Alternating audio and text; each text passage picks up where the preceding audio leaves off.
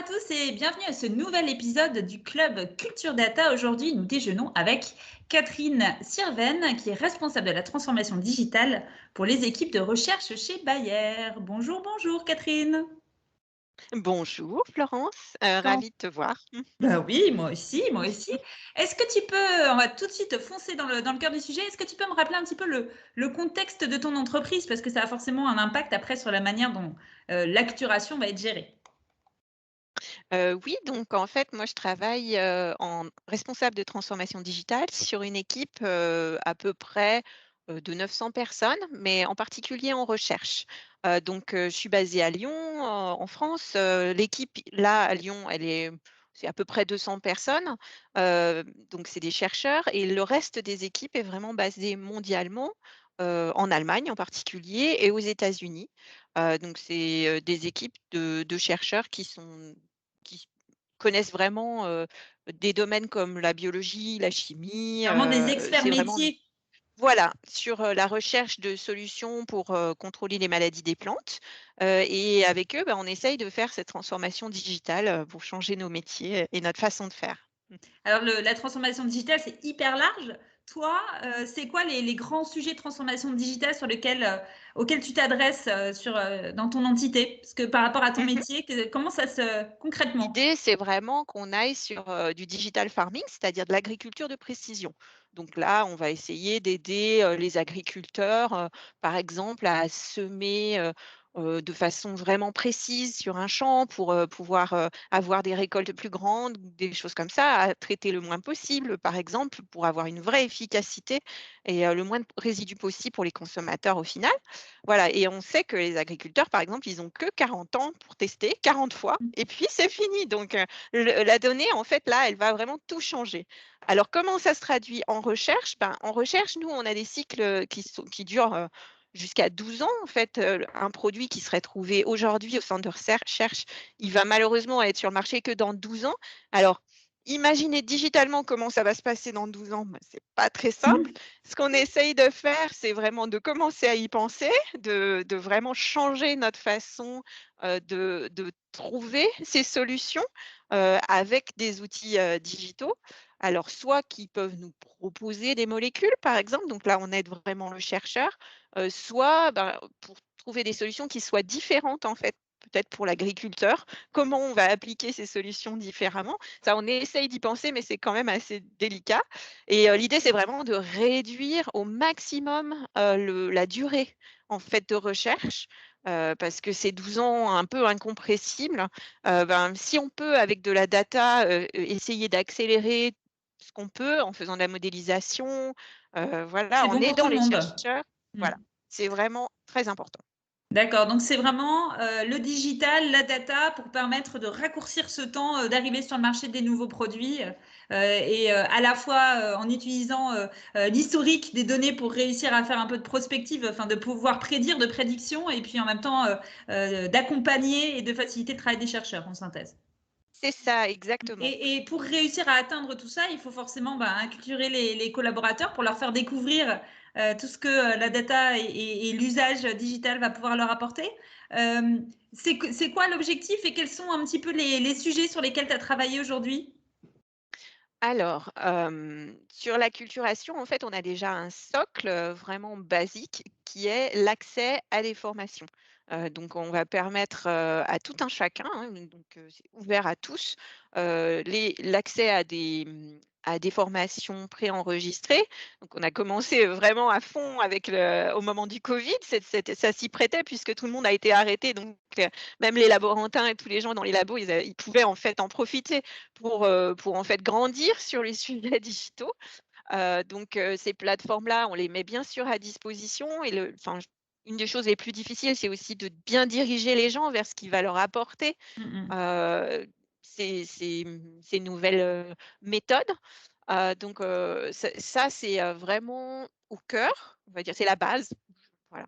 Et après, ce qui nous a permis en fait d'entrer vraiment dans l'acculturation, on a eu des changements de structure, d'organisation, avec la création d'un groupe vraiment data science qui est là. On essaye d'avoir des gens qui sont à l'interface, c'est-à-dire qui soient, double compétence, data science et métier. qu'on appelle parfois des scientifiques hybrides et ça, c'est vraiment très important pour faire avancer tout le groupe. Et puis, pour ma part, j'utilise un groupe d'ambassadeurs digitaux. Donc sur les 900 personnes, de la recherche, j'ai un petit sous-groupe de 70 que je vois, tous les mois et sur lequel je fais beaucoup de transmission d'informations. Où sont les formations, de l'acculturation, des exemples. Donc ces personnes-là, ces ambassadeurs digitaux, ils ont été choisis, vraiment de façon particulière. Donc à la fois, c'est des experts dans leur métier, de base, mais c'est aussi des gens qui aiment déjà un petit peu le digital, voilà, qui vont tester et cetera et surtout des gens qui sont capables ensuite de retransmettre, de faire du voice out, c'est-à-dire d'aller dans leur groupe et de dire: «Ah mais D'être ça en fait tu ambassadeur, peux faire vraiment. comme ça», voilà, vrai ambassadeur, voilà, c'est Et ce que l'idée. tu me disais en préparant cet échange qui était intéressant, c'est que c'était en fait des personnes avec des niveaux hiérarchiques très variés, très divers en fait. Et Alors c'était volontaire. complètement. Oui, c'était volontaire. Donc, ils sont, partout dans le monde. Ils sont alors du coup, pas très facile à gérer avec les time zones, mais voilà.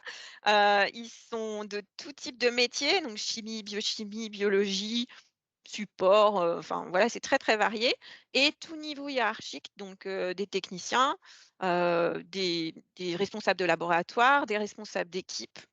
Donc, en fait, c'est bien parce que ça pour moi, ça fait partie aussi de ce cultural mindset. Sur le digital, en fait, tout le monde doit s'entraider et il y a voilà, il y a quelqu'un qui peut avoir une solution pour vous sur Teams qui va vous sauver la vie. OK, très bien. Et pour toi, de ton retour d'expérience, à aujourd'hui, ça serait quoi les clés du succès de l'acculturation? Je crois que tu m'avais parlé de 2 idées clés par rapport à ça. Alors oui, tout à fait. Donc, sur, l'acculturation, la 1re chose que je dois dire, c'est que, le support d'un leader complètement visionnaire et qui parle du digital, de façon, convaincue, pas parce que c'est, l'idée en ce moment et tout le monde doit se transformer digitalement, mais parce qu'il y a eu une vraie réflexion sur, à quoi ça va nous servir, comment ça peut aider la recherche. C'est juste magnifique. Donc Et moi c'est le cas j'ai, chez toi?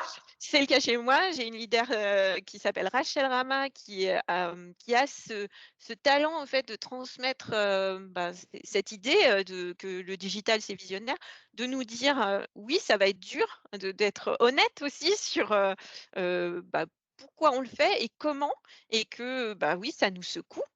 Donc ça c'est vraiment, C'est c'est un juste appui. génial. C'est un appui énorme, Le hein, parce qu'après sponsorship, la base, voilà, c'est on ça? arrive derrière et puis, on peut dérouler en fait les programmes et ça, il y a pas de questionnement sur le de l'ensemble du groupe sur, est-ce qu'on y va vraiment? Voilà, donc voilà et puis le 2e atout en fait qui a été permis, grâce à ce leader visionnaire aussi, c'est que finalement on a fini par mettre, dans les objectifs des collaborateurs tous les collaborateurs, donc tous sur Small Molecule, les 900 personnes, on a, alors chez nous ça s'appelle un scorecard, mais une feuille d'objectifs, qu'on prépare tous janvier, 2022, on y est et vous savez bien il y a des objectifs vraiment globaux, puis parfois il y a ceux sur la sécurité et cetera. Moi j'ai mis La l'objectif petite sur le ligne? digital, la Ouais, petite ligne, voilà et la petite ligne, elle dit: «Tout le monde, met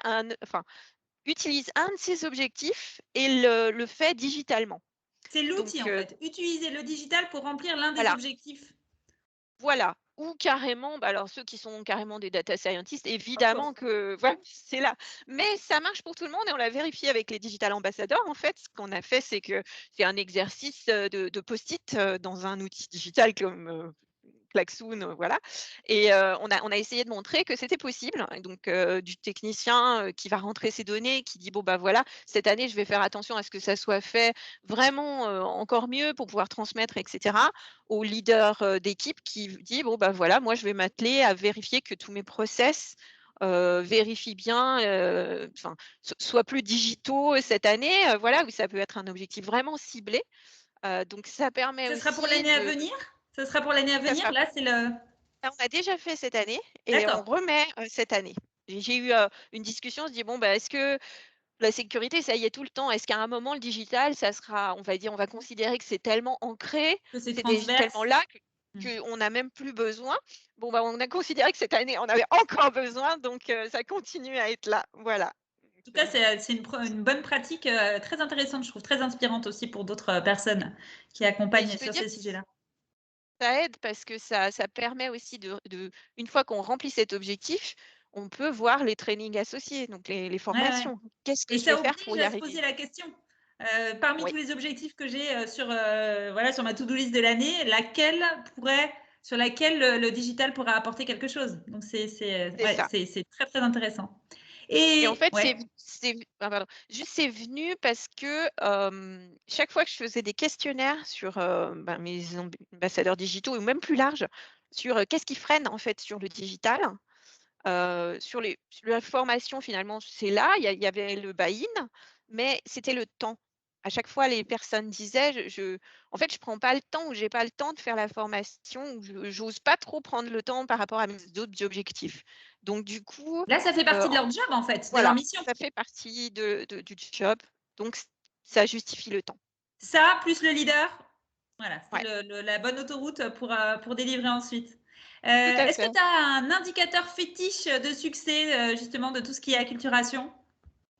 Alors on en discutait, j'aimerais en avoir un vraiment, fiable. Bah, voilà, J'aime tu vois, bien ta réponse. j'ai fait de la data science avant, je suis bioinformaticienne et j'aimerais bien avoir, mon petit tableau et puis je coche les cases et puis c'est tout bon. J'ai pas réussi à trouver l'indicateur parfait parce que sur le mindset digital, enfin, on y a réfléchi, c'est vraiment difficile de trouver le meilleur indicateur possible. Alors, il y en a quelques-uns que j'utilise, bah, par exemple, on a eu vraiment des augmentations d'usage d'outils, comme les outils de dashboarding et ça, pour moi, si on a eu plus 25 des gens, enfin, voilà, du technicien de serre, jusqu'au leader qui utilise un outil pour prendre des décisions, un outil digital nouveau, un peu plus quand même bien plus poussé que Excel seulement. Donc ça, par exemple, c'est un super indicateur. C'est un indicateur vraiment, pour moi, pragmatique. Ouais, tangible. Heu, voilà, tangible. Mais après, ouais, je pense que le jour où plus personne enfin, déjà, des bons indicateurs, c'est quand les gens vous contactent en disant: «Tiens, j'ai fait ça différemment et vraiment ça a marché et merci pour ça». Ça, c'est super. C'est plus Ceux où quali quand pour l'instant, on va dire. ouais, C'est ouais. plus, Et bah, le tu problème, c'est quand tu as des gens qui viennent te dire, ouais, en fait, peut-être mon leader est pas encore, tout à fait prêt à me suivre sur l'utilisation de la data. Alors ça, ça, je pense que tant que j'aurai des messages de temps en temps comme ça et ben là il faudra continuer à faudra mettre, continuer à le mettre des objectifs. dans la fiche des objectifs. Exactement. Est-ce que tu aurais un petit fail à nous partager, quelque chose que tu as mis en place, qui n'a pas fonctionné aussi bien que tu l'aurais voulu? Ça pourrait être un super, retour d'expérience pour d'autres, pour leur faire gagner du temps, qui nous écoutent? Oui, alors, j'y ai réfléchi, en fait, ça revient à juste ce que j'ai dit avant. Pour moi, il y a si le top management est convaincu, c'est parfait. Vraiment tous la base, souvent ça suit parce qu'ils sont générateurs de données, donc en recherche, donc forcément, ils sont dedans. C'est sur le middle management, pour moi, c'est très difficile d'adresser, ces personnes-là qui sont souvent overtime et cetera. Donc pour moi, ça reste une La zone couche? de Ouais, plus faible. Ouais, voilà ouais, plus et difficile. qui est plus compliqué à adresser, en fait. Voilà. Très bien. Et bah, on en profite puisqu'il y a des pairs qui nous écoutent. Est-ce que tu as une question que tu aimerais leur poser, voilà, une réflexion que tu as en ce moment et sur laquelle ils pourraient peut-être t'aider? Alors oui, tout à fait, j'y ai réfléchi et en fait, on met à disposition plein de liens et plein de ressources formation, qui partent un peu de partout, hein. On a LinkedIn Learn, par exemple, on a, des choses comme Coursera, on a des des formations internes auto-enregistrées par les gens sur des outils spécifiques internes et je pense qu'un des problèmes, c'est le maintenir et puis adresser particulièrement de façon spécifique et très ciblée, les collaborateurs, très variés. Donc il y a des outils pour ça, je sais, hein, des outils, y compris incluant de la data science et du machine learning pour essayer finalement de proposer la meilleure formation qui vienne. Jusqu'à présent, on a testé, je ne suis pas ultra convaincue, donc s'il y a quelqu'un qui a une solution, miracle, hein, pour, mettre à jour ça et puis vraiment avoir cette sensibilité de, bah, transmettre la bonne formation à la bonne personne, ça m'intéresse. Et ben voilà, le message est passé. Merci beaucoup Catherine, hein. C'était un déjeuner super intéressant avec toi. Ton retour d'expérience était vraiment très riche et en plus sur un secteur d'activité très spécifique, mais je suis sûre que ça a pu résonner aussi auprès de pas mal de personnes qui nous écoutent aujourd'hui. On te souhaite bonne chance dans la poursuite de tes aventures à fond dans l'acculturation digitale et à la data pour tes chercheurs. Pardon. Et puis on va se connecter, bien sûr. Avec plaisir. À Merci. bientôt. Salut Catherine, au À revoir. bientôt.